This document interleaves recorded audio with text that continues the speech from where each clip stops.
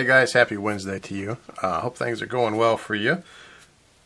Just have a little bit of progress done. The kids were out of school for Martin Luther King Day, which was just 2 days ago, and then they don't have school on Tuesdays, and so today was the first time since the weekend that I've actually been able to do any painting. As you can see, I did get all the crosses onto the shields. And I did manage to get some work done on the jacks, especially getting their black work done. This guy actually only had the little crosses on his shoulder and on his crotch there. I got a lot of the brass work done, which I'm using Balthazar Gelt. This guy needs a lot of touch-up. Like there's some empty spots there. There's some non-filled in here. I need to get into the gear work down here. And the arms as well, just to get him all finished. This guy got a lot more work done. Painted some of the stuff bronze, brass, gold, that I eventually want to paint back over as silver, because it makes the pistons look better as silver, in my opinion, with an oil wash on them. Oops, let's put it in camera there, down. Yeah, because this guy is more or less complete. I need to do some touch-ups. I still haven't put the, you'd think that all the times that I use the black paint, I could put that in there, but no. But yeah, this is slowly getting done.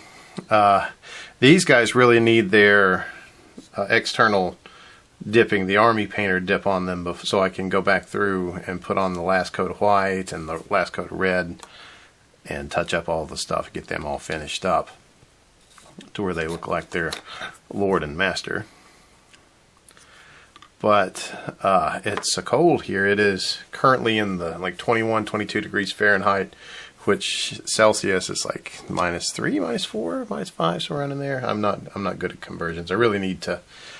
Well, America kind of needs to move towards the metric system, just because that's what all the cool people have been doing for the past century. But getting things to change in America is exciting.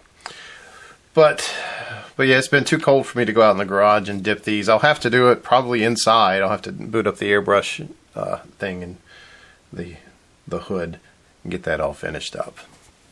But if you remember last week, I showed some X-Wing miniatures games and mentioned that I had the Armada ships coming along, and so those have shown up, much to the super duper awesome high level excitement of my 5-year-old. He is just absolutely, that's all he wants to do is play with the Star Wars toys. And as you look, you see here's like the, as he calls it, the medical ship that Luke Skywalker got his robot hand.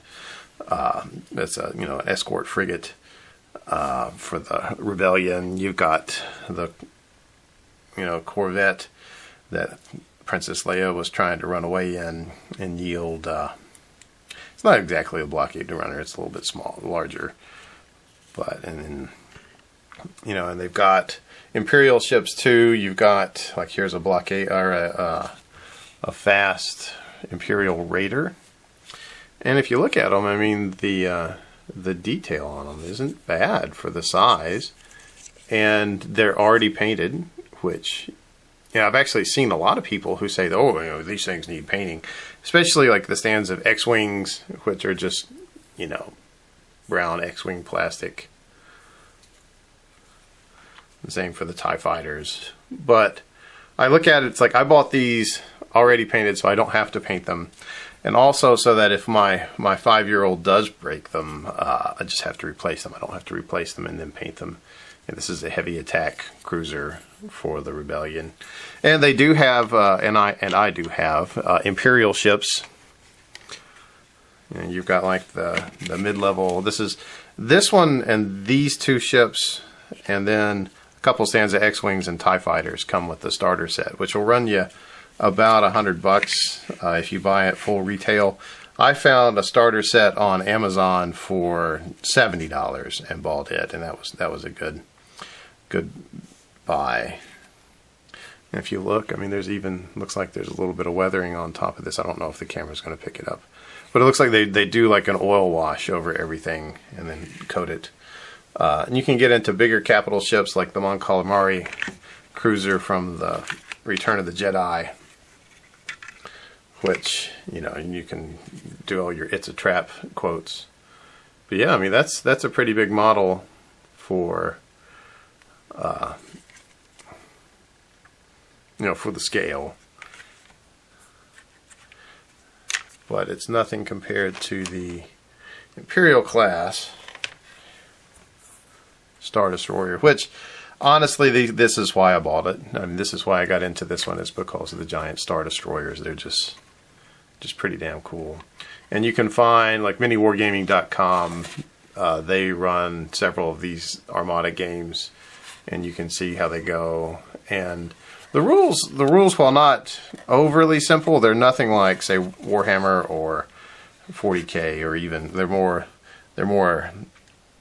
non-super intent gamer friendly, basically, is how I would put it. And my little boy and I play this a lot. Mainly, I put the ships on a big mat, and he rolls dice and tells me which of my ships die, and then he wins. Because, you know, he's 5. There's no need. He's not going to be a chess master, so I don't need to drill him on victory just yet. But yeah, these are fun. I did get half of a game played the other day with my buddy who has all of the X-Wing figures, and they're different enough. The rules are different enough from X-Wing to where you can enjoy both games. It's not just an upscaled version of X-Wing. There's enough different rules, and ship-to-ship combat is very brutal. It's really easy to take damage, but it's also fairly easy to repair if you have the right stuff set up. But anyway, yeah, this is an interesting game. It's one that if you can find other people to get into, it would be a fun one to play. You also have to, again, just like I said last week, it doesn't have a limiting factor in that they're like, you can buy them and then just pull them out of the box and play. You don't have to buy them, assemble them, and then paint them, and then do all your other stuff with them, which is a good slowdown factor for me, and keeps me from more overspending. But again, you know, it's Star Wars. Disney has done a really good job of making money off of this intellectual property. But they make money for the enjoyment of us. Like, I've met several people who didn't like the new Star Wars movie, and I've met many more who did like it. And again, that's just a matter of taste. If you like it, awesome. If you don't, that's also awesome. But they're going to make money off of it, and I will give them money as long as they allow these licenses to go out there. But anyway, I guess I'm going to get back to painting. I'll upload my video while I paint. If I can, I'm going to get all of these colors onto the jacks and get them ready for the dip. And so that way I just have to stink up the office once while these things brew in the so nice. While these things brew in the Army Painter Quick Shade. Anyway, hope you guys had a good day, and I will talk at you later. Adios. Alright guys, this is a quick appendix to the previous video. You can see I actually did get these guys dipped. I had to put a heater in the garage and warm things up to get these guys dipped. I did a mistake where you can see there at the bottom of this guy's shield, there's a big glob of the Army Painter Quick Shade that I'm going to have to take off. I'll probably just shave it off with a knife. But other than that, you know, it's not too bad. It can be fixed with an X-Acto knife. But I did get these fixed. I'll have to wait until it gets a little bit warmer to do it again. The space heater worked on Wednesday because it wasn't too cold outside. But now we've got about 3-4 inches of snow. And so that's going to slow down my painting and stuff anyway.